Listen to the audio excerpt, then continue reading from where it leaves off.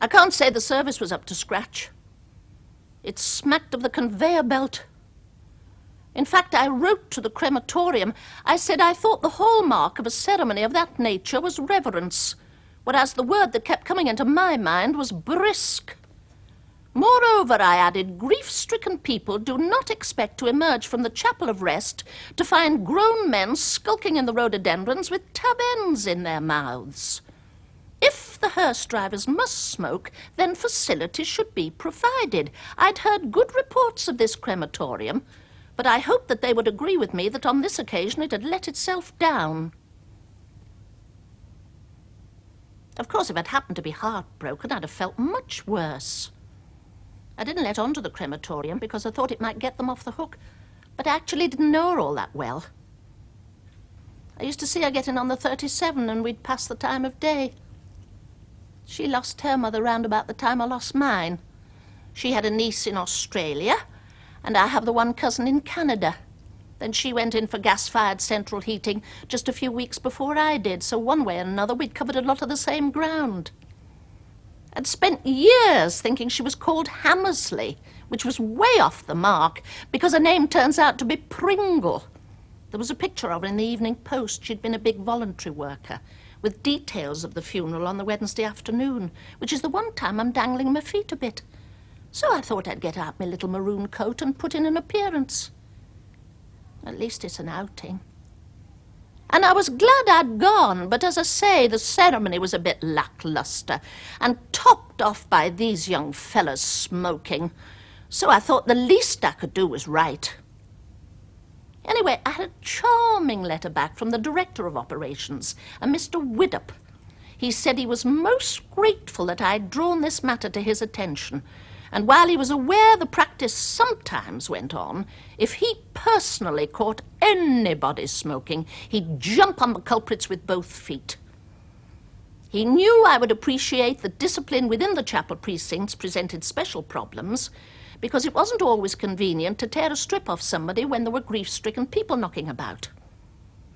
What he personally preferred to do was to keep a low profile, then come down on the offenders like a ton of bricks once the coast was clear.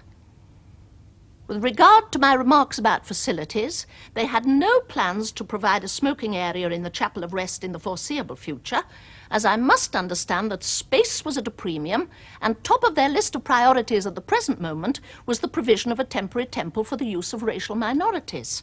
However, he would bear my remarks in mind, and if I were to come across any similar infringements in the future, I was not to hesitate to get in touch. I wrote him a little letter back, thanking him for his prompt and courteous reply, saying that though I hoped not to be making any further visits to the crematorium in the near future, joke, I took his point. I also dropped a line to the relatives, care of the undertakers, saying I was an acquaintance of Miss Pringle, had been present at the ceremony, and had taken the liberty of entering into a correspondence with the crematorium over the unfortunate lapse. I enclosed a copy of Mr. Widdop's reply, but they didn't write back, which I can understand, because the one thing that death always entails is a mass of correspondence. When Mother died, I had 53 letters. Besides, they may not have even seen them smoking. They were probably blinded with grief. See, we've got a new couple moved in opposite. Don't look very promising. The kiddie looks filthy.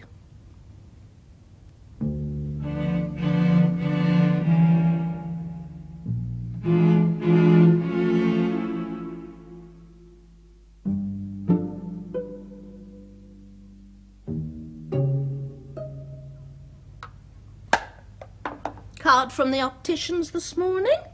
saying that their records indicate that it's 2 years since they supplied me with spectacles, and that by now they would almost certainly be in need of verification, and suggesting I call at my earliest convenience. I thought that was nice, so I took my trusty platignum and dashed off an answer forthwith. I said I thought it was very considerate of them to have kept me in mind, and while I was quite satisfied with my spectacles at the present moment, I was grateful to them for drawing the matter to my attention, and in the event of my noticing any deterioration, I would in due course get in touch with them. Stood me in good stead as that pen.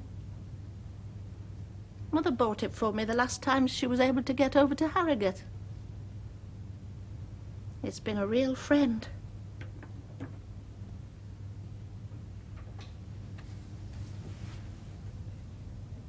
Angie, her name is. I heard him shout of her as I went by en route for the post office. He was laid out underneath his car wanting a spanner, and she came out, kiddy in one hand, transistor in another. Thin little thing, bruise on its arm. I thought, well, you've got a car, you've got a transistor. It's about time you invested in some curtains. She can't be more than 20, and by the look of her, she's expecting another. I passed the place where there was the broken step. I wrote to the council, was a danger to the public. Little ramp there now. Access for the disabled. Whenever I pass, I think, well, that's thanks to you, Irene. My little monument, that ramp. Only some dog had gone and done its business right in the middle of it.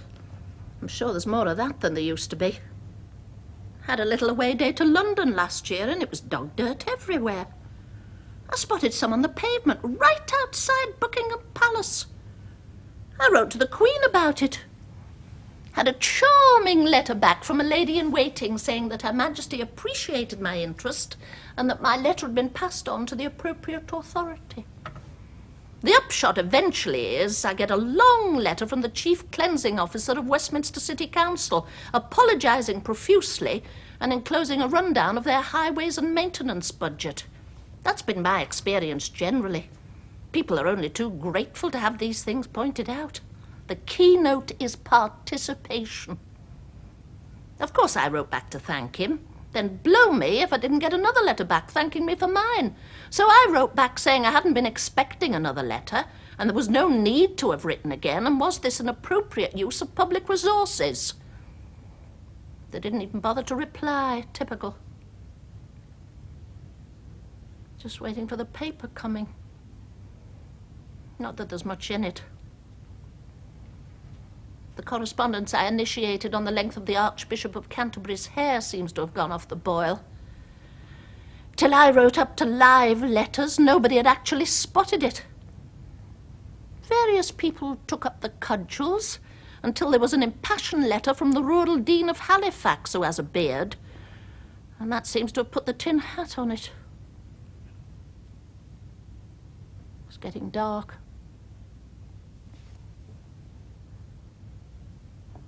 The couple opposite just having their tea. No cloth on.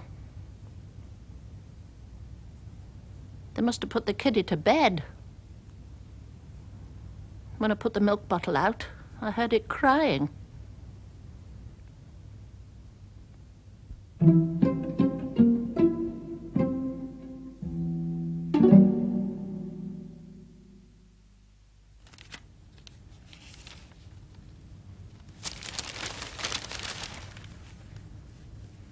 Prison. They have it easy. Television, table tennis, art. It's just a holiday camp. Do you wonder there's crime? And people say, well, what can you do? Well, you can get onto your MP for a start. I do regularly. Got an answer to one letter only this morning. I'd written drawing his attention to a hitherto unnoticed factor in the rise in crime. Namely, the number of policemen these days who wear glasses. What chance would they have against a determined assailant? He noted my comments and promised to make them known in the proper quarter. He's Labour, but it's always very good notepaper and beautifully typed. After I'd dusted round and done my jobs, Had to walk on to the end and bought a little packet of pork sausage and some Basildon Bond. Big black hair in the sausage. So I wrote off to the makers enclosing the hair, stuck it under a bit of sellotape, little arrow, "This is the hair." I emphasised I didn't want a substitute packet, because it was clearly manufactured under unhygienic conditions. So would they kindly send me a refund of the purchase price and the cost of postage? I don't want inundating with sausage. Keep wondering about the kiddie opposite. I haven't seen it for a week or two. And they're out all the time. Every single night they go off, and the kiddie doesn't go, and nobody comes in to sit. It can't be more than 5. Where did they get the money to go out? That's what I'd like to know, because he's not working. Spends all day tinkering with that car. There ought to be a bit less of the car and a bit more of the kiddie. Never plays out, and they want fresh air, do kiddies. It's a well-known fact. You don't hear it crying now, nothing. I've never seen a cloth on. Teapot stuck there. Milk bottle. It'll surprise me if they're married. He has a tattoo anyway.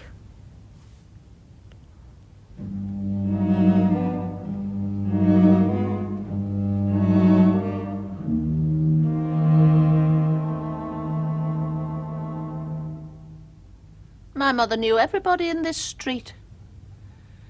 She could reel off the occupants of every single house. Everybody could once upon a time.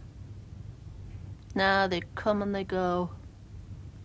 That's why these tragedies happen. Nobody watching. If they knew they were being watched, they might behave.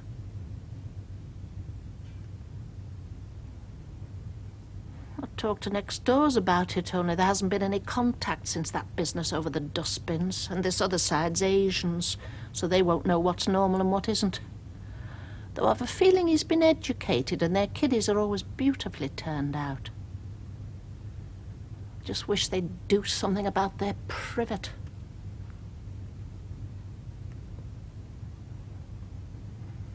Thought I'd go and have a word with the doctor, drop a hint there somehow. There used to be just one doctor. Now they've all amalgamated, so it's a bit of a lucky dip. Young fellow. I said I was getting upset like I did before. Before what? He said. I said, it's in my notes. So he read them, and then he said, you've been getting a bit upset like you did before. I'll give you something to take. So I told him about the kiddie. He said, well, these tablets will help you take a more balanced view. I gave them 3 or 4 days, but they didn't seem to me to make much difference, so I went along again. Different doctor this time, same rigmarole. I said I didn't want any more tablets. I just wanted the name of the firm manufacturing the ones I'd already had, because I think they ought to be told if their product isn't doing the trick. The doctor said it would be easier to give me some new tablets, and anyway, I couldn't write. The firm was Swiss. I said, what difference does that make? Everybody speaks English now. He said, we don't want to get into that, do we? And writes me another prescription. I shan't bother with it. In fact, I put it down the toilet. I don't know who you write to about doctors.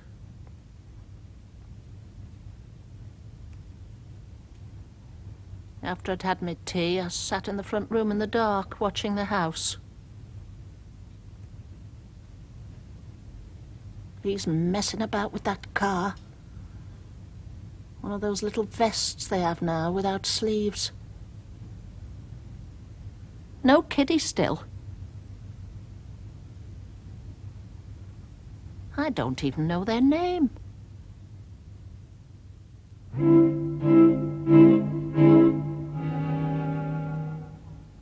Thinking about it afterwards, I realised it must have been the doctor that alerted the vicar. Came round anyway. Not the old vicar, I'd have known him. This was a young fellow in a collar and tie, could have been anybody. I didn't take the chain off. I said, how do I know you're the vicar? Have you any identification? He shoved a little cross round the door. I said, what's this? He said, it's a cross. I said, a cross doesn't mean anything. Youths wear crosses now. Hooligans, they wear crosses in their ears. He said, not like this. This is a real cross. A working cross. It's the tool of my trade. I still felt a bit dubious. Then I saw he had cycle clips on, so I let him in. Chats for a bit, this and that.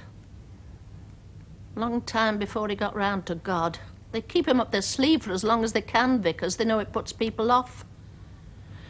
Went through a long rigmarole about love, how love comes in different forms. Loving friends, loving the countryside, loving music.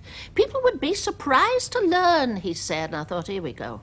People would be surprised to learn that they loved God all the time and just didn't know it. I cut him short. I said, if you've come round here to talk about God, you're barking up the wrong tree. I'm an atheist. He was a bit stumped, I could see. They don't expect you to be an atheist when you're a miss, because they think if you're a single person, they're on a good wicket. He said, well, Miss Ruddock, I shall call again. I shall look upon you as a challenge. He'd not been gone long when there's another knock. This time it's a policeman with a woman policeman in tow. Ask if they can come in and have a word. I said, what for? He said, you know what for. I said, I don't, but I let them in. Takes his helmet off, only young, and says he'd come straight to the point. Was it me who'd been writing these letters? I said, what letters? I don't write letters. He said, letters.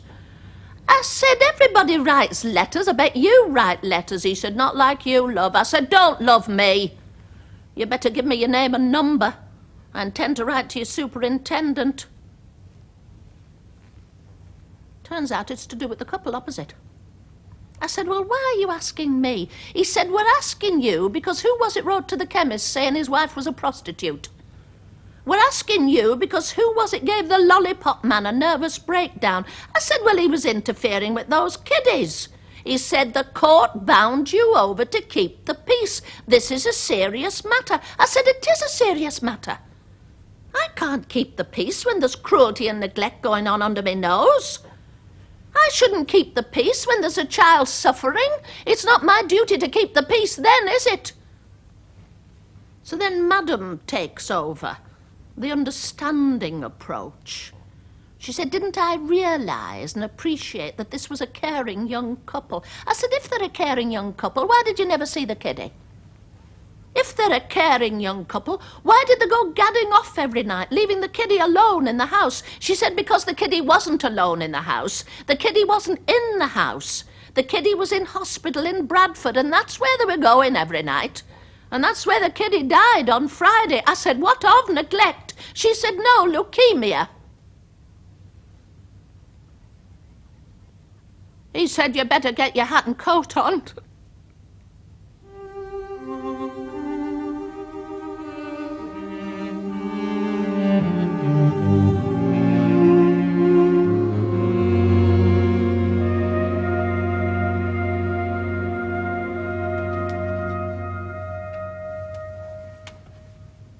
I've got 2 social workers come. One white, one black. Maureen, I'm supposed to call the white one. Shocking fingernails, ginger hair, and last week a hole in her tights as big as a 50p piece. She looks more in need of social work than I am. Puts it all down to men. We all know about men, don't we, Irene? I never said she could call me Irene. I don't want to be called Irene. I want to be called Miss Ruddock. I'm not Irene. I haven't been Irene since Mother died. But they all call me Irene. Her, the police, everybody. They think they're being nice, but it's just a nice way of being nasty. The other one's Asian. Mrs. Rabindi.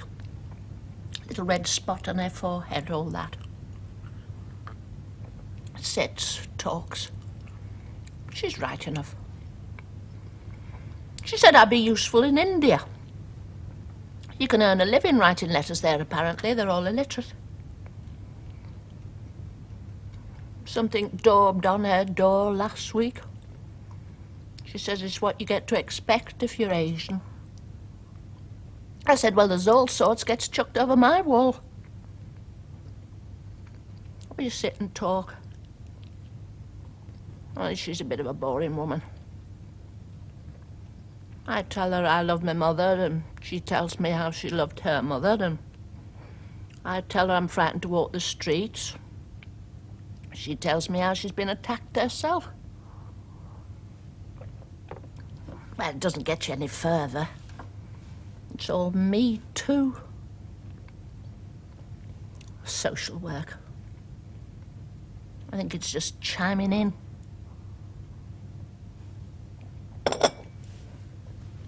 I'm on what's called a suspended sentence. It means you have to toe the line. If I write any more letters, I get sent to prison. The magistrate said I was more to be pitied than anything else. I said, excuse me, may I interject? He said, no, your best plan is to keep mum. Big fella, navy blue suit, poppy in his buttonhole. He looked a bit of a drinker. Maureen says I should listen to local radio. Listen to these phone-in things. Join them. Chat with the disc jockey and choose a record. She says they're very effective in alleviating loneliness and a sense of being isolated in the community. I said yes, and they're even more effective in bumping up the phone bill. Maureen's trying to get me on reading. I suppose to get me off writing. She says books would widen my horizon. Fetches me novels. Only they don't ring true. I mean, when somebody in a novel says something like, I've never been in an air crash, then you know this means that 5 minutes later they will be. Say trains never crash, and one does, in stories saying it brings it on. So that when you get the heroine saying, I don't suppose I'll ever be happy, then you can bank on it that there's happiness just round the corner. That's the rule in novels. Whereas in life, if you say you're never going to be happy, then you never are happy, and saying it doesn't make a heap of the difference. I sometimes catch myself thinking it'll be better the second time round. But this is it. This has been my go.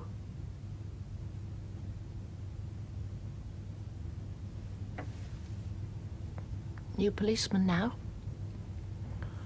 Walks the streets the way they used to. Part of the new policy. Community policing. Smiles. Passes the time of day. Keeping an eye on things. Certainly keeps an eye on number 56. In there an hour at a stretch. Timed it the other day. And when eventually he comes out, she's at the door in one of those little shorty housecoat things. He's in there now. He wants reporting.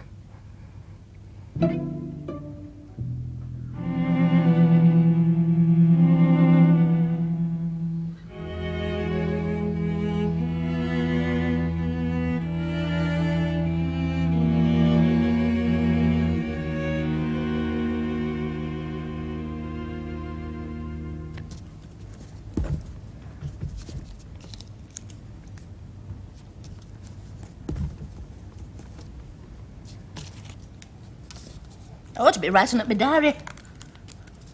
Mrs. Proctor's got us all on keeping diaries by way of literary appreciation. The other girls can't think what to put in theirs. Me, I can't think what to leave out. Trouble is, I never get time to write it up. I'm 3 days behind as it is. I'm that busy. In the morning, it's occupation, and I've opted for bookbinding and dressmaking. In dressmaking, Mrs. Dunlop's chucked me in the deep end, and I'm running up a little cocktail dress. I said, I never have cocktails. She said, well, now you've got the dress, you can. That's what it's geared to, this place. New horizons. It's in Shantung with a little shawl collar. Lucille's making me a chunky necklace for it in handicrafts. I share a room with Bridget, who's from Glasgow. She's been a prostitute on and off and did away with her kiddie accidentally when she was drunk and upset. Funny little face, you'd never think it. Her mother was blind but made beautiful pastry and brought up a family of 9 in 3 rooms. You don't know you're born, I think. I'm friends with practically everyone, though, besides Bridget. I'm up and down this corridor. More often than not, I'm still on my rounds when the bell goes. They laugh at me, I know, but it's all in good part. Lucille says, "You're funny, you, Irene. You don't mind being in prison." I said, "Prison?" I said, "Lucille, this is the first taste of freedom I've had in years." Of course, I'm lucky. The others miss the sex. Men, men, men. They talk about nothing else. Mind you, that's not quite the closed book it used to be. Bridget's taken me through the procedure step by step. And whereas previous to this, if I'd ever found myself in bed with a man, I should have been like a fish out of water. As Bridget says, now at least I know the rudiments. Mind you, at my age, I can't ever see it coming to that. Still, it's nice to have another string to your bow. They've got me on smoking now and again as well. I mean, I shan't ever be a full-time smoker. I'm not that type. And I don't want to be, but it means if I'm ever in a social situation where I'm required to smoke, like when they're toasting the Queen, then I shan't be put off my stroke. You see, that's the whole philosophy of this place. Acquiring skills. I sailed through the secretarial course. Miss Macaulay says I'm their first grade 1. I can type like the wind. Miss Macaulay said we mustn't let the grass grow under our feet. And she says if she goes down on her knees in admin, then they might, repeat, might, let me have a go on the word processor. Then the plan is, stage 1, I go on day release for a bit, followed by stage 2, a spell in a resettlement hostel where I'm reintegrated into the community, and then finally stage 3, a little job in an office somewhere. I said to Miss Macaulay, would it matter my having been in prison? She said, Irene, matter. With your qualifications, it wouldn't matter if you'd been in the SS. But the stuff some of them come out with, you have to smile. They have words for things I never knew there were words for. And I square myself on occasion now, though only when the need arises. The other evening, I'm sat with Shirley during association. Shirley's very obese. I think it's glandular. And we're trying to put this together, this letter for her boyfriend. Well, she says it's her boyfriend, but I had to start the letter 3 times, because first go off she says his name's Kenneth, then she says it's Mark, and finally she settles on Stephen. She stammers to Shirley, and I think she just wanted a name she could say. I don't think she's got a boyfriend at all. I think she just wanted to be in the swim.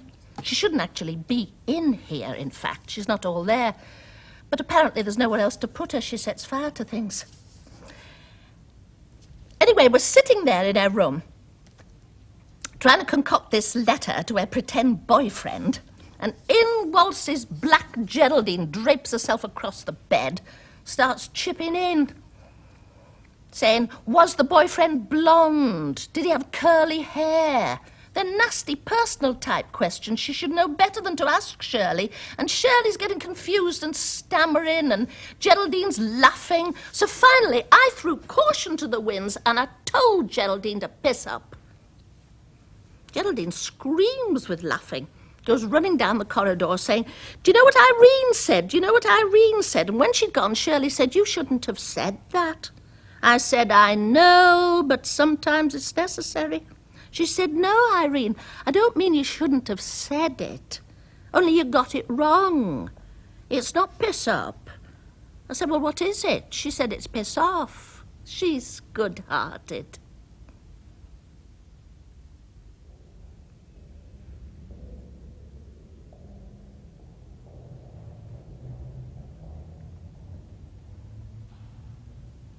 Sometimes Bridget will wake up in the middle of the night shouting, dreaming about the kiddie she killed. And I go over and sit by the bed and hold her hand till she's gone off again.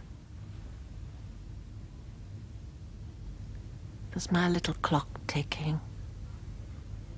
And I can hear the wind in the poplar trees by the playing fields. And maybe it's raining. And I'm sitting there. And I'm so